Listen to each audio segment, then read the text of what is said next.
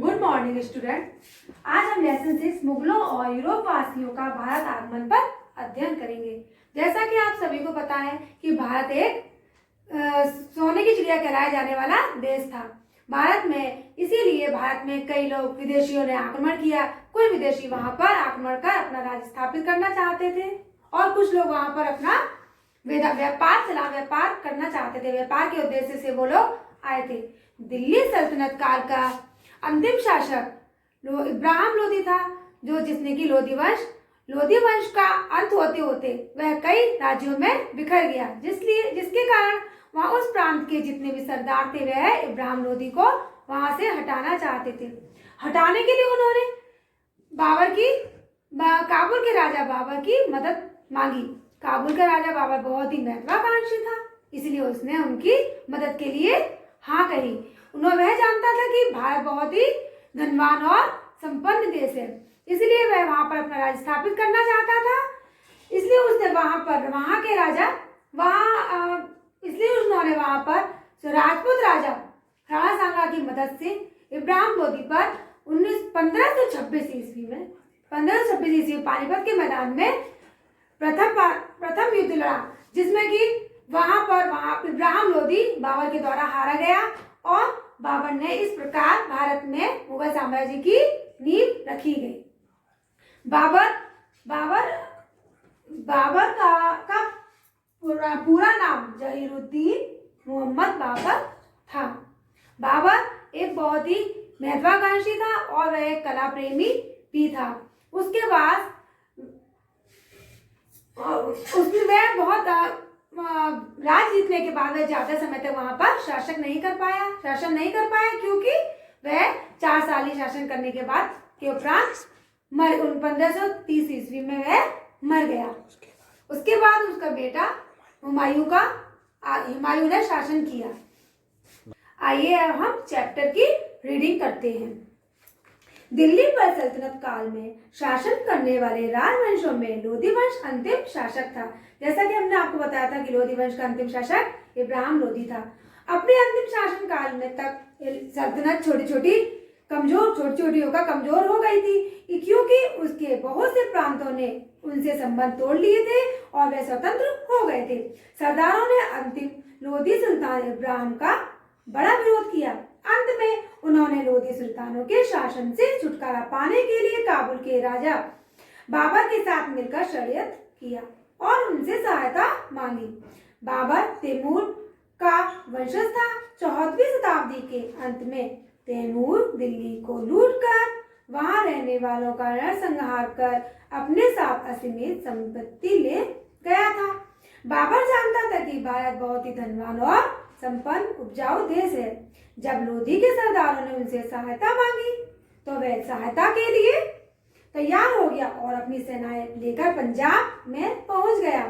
लोधी सुल्तानों के विरुद्ध बाबर की सहायता करने के लिए मेवाड़ का राजपूत शासक राणा सांगा भी साथ हो गया। अब हम पढ़ते हैं बाबर के बारे में। बाबर सन 1526 ईस्वी में पानीपत के प्रसिद्ध मैदान में बाबर ने लोधी सुल्तान की सेना को पराजित किया। बाबर के पास एक छोटी और कुशल और प्रशिक्षित घुड़सवार सेना थी। वह मध्य एशिया से अपने साथ तोपखाना भी लाया था। बाबर एक कुशल सेना नायक था। वह सैनिकों का कुशलता पूर्वक उपयोग करना जानता था। लोधी के सरदारों की धारणा थी कि बाबर लोधी सुल्तान को पराजित करके धन लूटकर वापस काबुल चला जाएगा, परंतु बाबर ने ऐसा नहीं किया। उसने वहां ठहरने का निश्चय किया, इसलिए उसने दिल्ली और आगरा को भी अपने अधिकार में ले लिया। उसने पंजाब, दिल्ली, बिहार तथा गंगा के मैदान पर कब्जा कर लिया। बाबर एक कुशल सेनानायक भी था। सेनानायक ही नहीं बल्कि बहुमुखी प्रतिभा का व्यक्ति भी था। वह एक अच्छा कवि, लेखक था। वह अपनी डायरी भी लिखता था, जिसमें उसके विचार और उसके साम्राज्य की घटनाओं का उल्लेख मिलता है। वह प्राकृतिक सौंदर्य का भी प्रेमी था और उसने वहां जहां कहीं भी रहा उसने वहां सुंदर बाग बगीचे लगवाए। वह पोलो खेलने का भी शौकीन था। इस प्रकार मुगल साम्राज्य की स्थापना तैमूर वंश के जहीरुद्दीन मोहम्मद बाबर ने 1526 में की। बाबर अधिक समय तक जीवित नहीं रहा और 1530 में उनकी मृत्यु हो गई। अब हम हुमायूं के बारे में पढ़ते हैं। बाबर की मृत्यु के बाद उसका पुत्र हुमायूं शासन में आया। हुमायूं 1530 से 1556 तक उसका राज्य रहा। चूंकि मुगल साम्राज्य की नई नई नींव रखी गई थी, इसलिए हुमायूं को बहुत सी कठिनाइयों का सामना करना पड़ा। इसी बीच में एक राजा अफगान का जो एक राजा था, अफगान के कुछ लोग थे जो कि मुगलों को वहां से भारत से हटाना चाहते थे, जिनमें कि सबसे एक महत्वाकांक्षी राजा शेरशाह सूरी था, जिसने कि उसे 2 बार हुमायूं पर आक्रमण किया, जिसकी वजह से उन्हें उत्तर भारत छोड़कर जाना पड़ा, वहां से जाना पड़ा। उसके बाद वह सिंध में भारत छोड़कर जाना पड़ा। उसके बाद सिंध में वह चला गया। उसके बाद कुछ समय पश्चात उन्होंने फिर से आक्रमण किया और उसके बाद वह वापस आया और 1556 तक उसने हुमायूं ने भारत पर शासन किया। अब हम हुमायूं के बारे में कुछ पढ़ते हैं। हुमायूं की डिटेल। बाबर के पश्चात उसका पुत्र हुमायूं गद्दी पर बैठा। यद्यपि बाबर ने एक बड़े क्षेत्र को विजित करके भारत में मुगल वंश के शासन की स्थापना कर दी थी, परंतु वह शत्रुओं से उसको सुरक्षित बनाने के लिए बहुत अधिक समय तक जीवित नहीं रह सका था। इसी कारण उसके पुत्र हुमायूं को आरंभ से ही बहुत ही कठिनाइयों का सामना करना पड़ा। भारत में मुगलों की स्थिति अभी तक सुदृढ़ नहीं थी। अफगान सरदार मुगलों को भारत से निकालना चाहते थे। वे नवनिर्मित साम्राज्य पर आक्रमण कर रहे थे। गुजरात का शासक बहादुर शाह भी दिल्ली पर आक्रमण करने की फिराक में था। वह गुजरात और मालवा के प्रांतों को विजय करने में तो सफल रहा, परंतु पश्चिमी भारत पर अपना अधिकार स्थापित नहीं कर सका। पूर्वी भारत में इस समय तक बहुत ही महत्वाकांक्षी और शक्तिशाली अफगान सरदार शेरशाह शासक कर रहा था, जो दिल्ली को जीतकर अपने को सुल्तान घोषित करना चाहता था। शेरशाह ने हुमायूं पर आक्रमण कर दिया।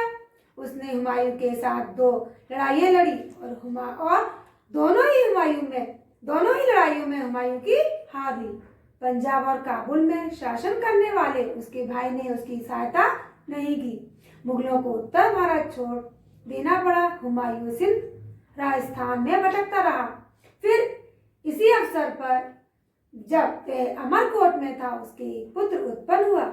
वही पुत्र आगे चलकर सम्राट अकबर के नाम से भारत का शासक बना। अंत में हुमायूं को सिंध छोड़कर फारस वापस जाना पड़ा।